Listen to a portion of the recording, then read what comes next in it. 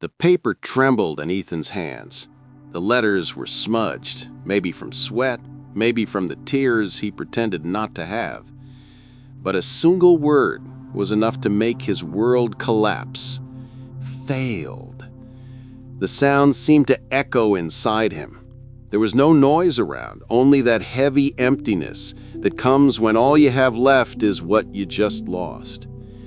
The voices of the other students sounded distant, like they were coming from underwater. Laughter, slaps on the back, relief. Meanwhile, his chest burned. That wasn't just a result, it was the end of a dream. Years of promises of "I'll get there someday" dissolved into one red line. Ethan looked up at the sky, gray, lifeless, and thought, "I messed it all up." The alarm sliced through the morning silence, but Ethan was already awake, had been for a while. The small room looked like a time capsule, piles of books, scribbled notes, the stethoscope still in its box, a Christmas gift from his dad. The dream of becoming a doctor was still there, untouched, but inside him, everything was in ruins. The air was heavy, smelling of old coffee and forgotten laundry. His phone blinked beside the bed, notifications, messages, reminders, everything he didn't want to see. The clock read 7:12 a.m. Outside, the little town of Maple Hollow was just waking up. Milk trucks, the church bell, the smell of fresh bread. Inside the Brooks house, time stood still. His mother, Diane, stirred the coffee with rehearsed calm. "Want some coffee, honey?" she asked. "Not hungry." She only nodded. She knew insisting wouldn't help. Ethan left the house in silence. He walked to the square where a group of kids was celebrating their results. One of them waved. "Dude, did you see the list?" Ethan shook his head. "Not yet." But one look from his friend was enough. The smile faded. The silence said everything. He pulled out his phone. His name was there, far below the cutoff line. His chest tightened. The world drifted away. Without a word, he walked to the baseball field behind the school. He sat on the wooden bleachers, the cold wind cutting his face. His phone buzzed in his pocket, messages of comfort, empty words. He turned it off. From a distance, he saw his father approaching. Hank was a man of few words, used to hard work and the silence that came with it. "I saw the results, son," he said, stopping beside his son. Ethan didn't answer. "I tried," Ethan muttered. His father crossed his arms. "Did you really?" The question was calm, but it hit hard. Ethan looked down. Hank sighed. "The world doesn't wait, son, and it doesn't forgive those who waste their best." He turned and walked away. The wind picked up, the field was empty. Ethan stayed there until sunset, feeling the cold crawl into his bones. When he finally stood, he heard firm footsteps behind him. It was Mr. Miller, the PE teacher, a former Marine, tough, direct. "It's getting dark, kid. This field closes soon. I'm leaving." "You're Brooks, right? The one who wanted to study medicine?" Ethan nodded. "Wanted?" Miller repeated. "Never liked folks who talk in the past tense while they're still breathing." He pulled something from his bag, a bow and an arrow. "Ever shot one of these?" "No." "Then aim." Ethan held the bow, drew it, and released. The arrow dropped before hitting the target. Miller crossed his arms. "You know why you missed?" Ethan shook his head. "Because your eyes were everywhere but the center." Silence lingered for a few seconds. Miller packed away the bow. "You want to be a doctor? Then start mastering the one thing that keeps defeating you, your own mind." He threw his backpack over his shoulder and started walking away. Tomorrow, 6 a.m., here, if you've got the guts." Ethan stood frozen, heart pounding. He didn't know if the man was serious, but as he watched him disappear into the dusk, he felt something, a spark. For the first time in months, he wanted to come back. That night, he didn't touch his phone, not out of discipline, but because something new stirred inside him. A challenge, an invitation, a chance. He didn't know it yet, but that encounter would mark the beginning of the toughest battle of his life, the war against his own mind. The sky over Maple Hollow was still dark when Ethan crossed the dew-covered field. His watch read 5:52 a.m. The cold wind bit his face, and the air carried that damp smell of waking earth. Part of him wanted to be in bed. The other part, the smaller but more alive one, wanted to find out if Miller would really show up. He did. The coach was already waiting at the center of the field, wearing a gray hoodie, his hand steady on the same bow from the day before.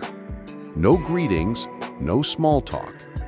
"You came," he said, not as a compliment, just stating a fact. "I said I would." "And I said 6 o'clock. It's 5:52. Ethan raised an eyebrow. Early is on time. Late is disrespect. He tossed the bow into Ethan's hands. "Aim." Ethan obeyed. The first shot missed by a mile. The second, a little less. The third hit the wooden target, but off-center. "Better," said Miller. "Now again." "How many times?" "Until you stop thinking." Minutes turned into hours. His arms burned, his fingers throbbed, and his mind screamed for rest. But every time he faltered, Miller's voice came like a drumbeat. "Focus, breathe, aim." When Ethan finally hit the bullseye, Miller didn't smile. He simply nodded. The first lesson's simple. Your body only does what your mind allows. If your head's somewhere else, you'll miss every target, in this or in life. The training repeated day after day, always at 6 a.m. While the town still slept, Ethan and Miller were there. The old man with his stone patience, the boy with his quiet stubbornness.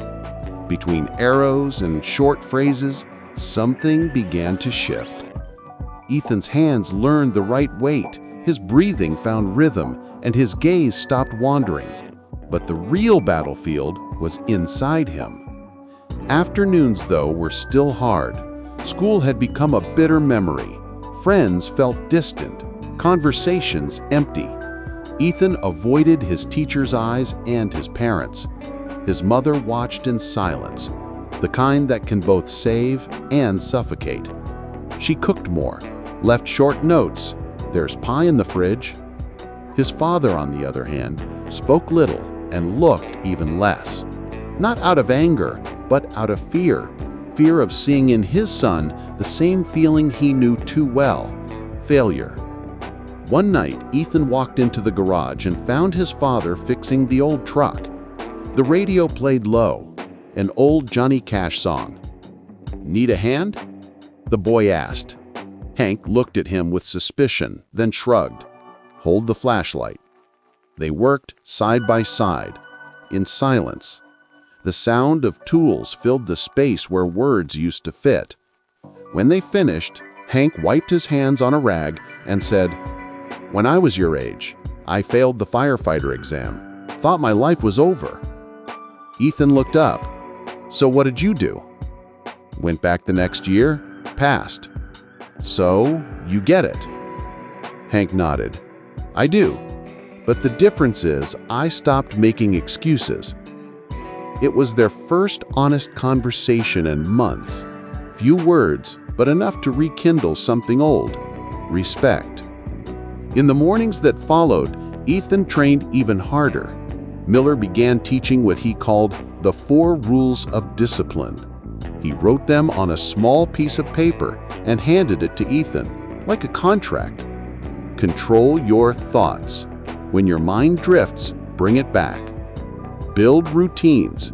Your mind needs structure, not motivation. Cut the noise. Focus is born in silence. Train every day. Discipline isn't talent, it's a muscle. Ethan read the paper so many times he memorized it. Slowly, he realized Miller wasn't just teaching him to aim, he was teaching him to think with purpose. And that began to seep into everything: how he studied, how he spoke, even how he walked. One morning, after training, Miller asked, "You know what destroys a man the most, kid?" "Failure?" "Distraction." He nodded towards Ethan's buzzing phone. "That thing steals your life in installments."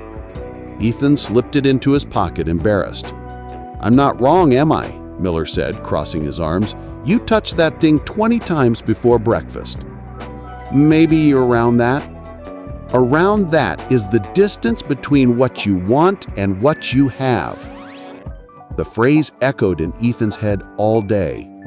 That night, he did something he hadn't done in months. He left his phone in another room and opened an anatomy book. He read for 2 straight hours, no breaks, no distractions. When he finally noticed the time, he was smiling. Not because of what he had learned, but because of control. For the first time, his mind obeyed. Time passed. Winter came to Maple Hollow, and the training field was covered with a thin layer of snow. Still, Ethan showed up. So did Miller. And slowly, what had started as punishment turned into a habit, and then into joy.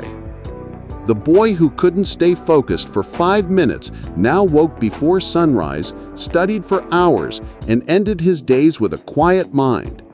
He didn't know exactly what he was aiming for, but he could feel he was coming back to himself. One morning, Miller watched as Ethan hit the target 3 times in a row. "You're ready," the coach said. "For what?" "For to fail again." Ethan frowned. "What do you mean?" "When you know yourself, failure stops breaking you. It just sharpens you." Miller turned and started walking away. "And kid," he said without looking back, "the war never ends. You just get better at fighting it." Ethan stood there staring at the target full of arrows. The cold bit his face, but inside, a new warmth burned, the kind of strength that doesn't come from outside. A good silence, a full silence. He took a deep breath and thought, maybe for the first time, I'm ready. The rain hadn't stopped for days. The sky seemed to cry with the town, washing every corner, every roof, every memory. Ethan still couldn't believe it. Coach Miller was gone. The man who had changed the course of his life was now just a black and white photograph on the school wall, a black ribbon pinned to the corner. He spent the week in silence. People tried to comfort him, teachers, classmates, even his parents, but nothing broke through the wall that had risen inside him. Without Miller, the world felt mute, and the mind he'd worked so hard to master roared again, wild and untamed. One sleepless night, Ethan went to the field where he used to train. The grass was wet, the wind icy. He carried the bow Miller had given him months earlier, the same one that symbolized everything he'd learned. But now, holding it hurt. The silence around him was so deep, he could almost hear his own thoughts. You can't do this without him. You were never good enough. It was him, not you. Ethan knelt in the middle of the field. He cried quietly, his face buried in his hands, letting the rain hide what he didn't want anyone to see. Then, something unexpected happened. Amid the thunder and the wind, a memory surfaced. The firm voice of Miller right there on that same field saying, "You don't tame your mind by fighting it, Ethan. You tame it by listening." In that moment, He closed his eyes. He breathed. For the first time in days, he just listened. The sound of the wind, the rustling of the trees, the beating of his own heart. And in that living silence, something began to change. The pain that had felt like noise slowly turned into presence. He realized Miller wasn't truly gone. He was inside him. In every gesture, every word, every repetition Ethan had once hated but now understood. Calmly, he stood, held the bow firmly, aimed at the invisible target in the dark, and released the arrow. There was no way to know where it landed, but it didn't matter. What mattered was that for the first time, he wasn't trying to hit the mark, he was simply there. The months that followed brought quiet changes. Ethan started waking up before sunrise, not because he had to, but because he wanted to. Studying stopped feeling like a burden. His mind, once chaotic, had become like that lake Miller once showed him, calm on the surface, strong in the depths. When the day of the new state exam came, Ethan walked into the room without fear. He looked at the paper, took a deep breath, and remembered. Discipline is continuing even when no one's watching. It wasn't about winning anymore. It was about honoring the path. And when the results came out months later, the impossible happened. Ethan ranked first in the entire state. The auditorium was full on the day of the ceremony. Parents, teachers, students all applauding as he walked up to the stage to receive his medal. But in the crowd, he searched for one face that wasn't there. And yet, he could feel Miller's presence, watching as always, in silence. When the principal handed him the microphone and asked him to say a few words, Ethan took a deep breath, his hands trembling. For a long time, I thought being smart was enough. But I learned that the mind is like a wild horse. If you don't learn to tame it, it drags you wherever it wants to go. And if you do, it takes you anywhere you want to go. The audience fell silent for a few seconds before standing to applaud. But Ethan didn't hear the applause. He was looking up at the ceiling, as if thanking someone unseen. That night, back at the field, he found the old bow still stored in the school shed. He picked it up, looked at the sky, and smiled. "I hit the target, Coach," he whispered. And deep down, he heard the answer. Not as a voice, but as a certainty. You learned to aim before you shot. The wind blew gently, like a gesture of approval, and Ethan, now changed, walked out of the field with steady steps. There was no rush, no fear, no noise. His mind was quiet, and in that silence, he finally understood. The truest victory is never over the world. It's over yourself.